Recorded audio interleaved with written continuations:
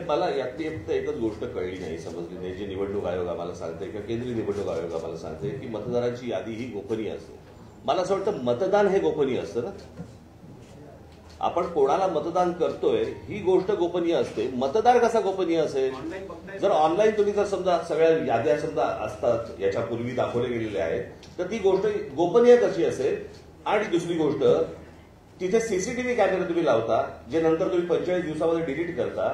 जर तुम्ही बघू शकता, आम्ही नाही का बघू शकत? बरं, निवडणूक आयोग यांना निवडणुका लढवायच्या नाही आहेत, निवडणुका आम्हाला लढवायच्या आहेत. जर आम्हाला ते मतदार कोण आहेत हे कळले नाही. मला एक गोष्ट या संपूर्ण प्रकरणामध्ये मी मगाशी आपल्याला सांगायचं राहिलं, माझी ही निवडणूक याच्यामधलं जे काही प्रॉब्लेम्स आहेत किंवा याच्यामधले जे घोळ आहेत याच्यावरची माझी दुसरी पत्रकार परिषद आहे. एक पहिली 2017ला झाली होती, मला असं वाटतं तुम्हाला माहिती असेल कदाचित. आणि त्यावेळेला पण मी ह्याच गोष्टी मांडत होतो की ह्या सगळ्या गोष्टी निवडणूक आयोग ही लपाछपी का करते. आता मगाशी आम्ही जेव्हा सांगितलं की एका ठिकाणी कुठे ते पाहिलं ते जिल्हा परिषदांच्या काही एक याद्या आल्या.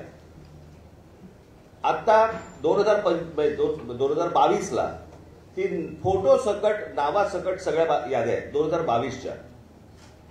आणि आत्ताच्या ज्या याद्या आल्या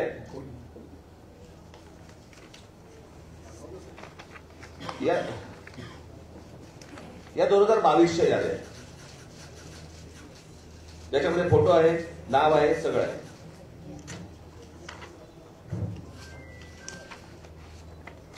या आता जिल्हा परिषदेच्या 2025च्या याद्या आल्या ज्याच्यामध्ये फोटो काढून टाकले.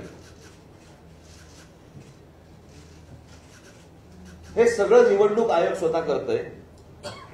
हे का करतंय? जर समजा पारदर्शकता समजा ते आणतायत असं म्हणतायत किंवा आहे असं म्हणतायत जर निवडणुकांच्या प्रोसेसमध्ये, तर मग ह्या सगळ्या गोष्टी हे का करतायत आणि कशासाठी हा घोळ घालतायत?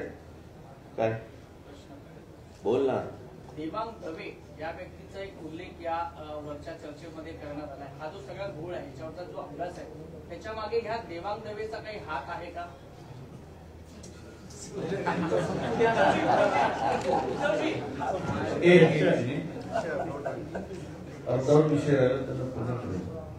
देवांग दवे ही निवडणूक आयोगाचे हे एका राष्ट्रीय पक्षाचे पदाधिकारी आणि हे पुढेच लपून राहिलेले नाही.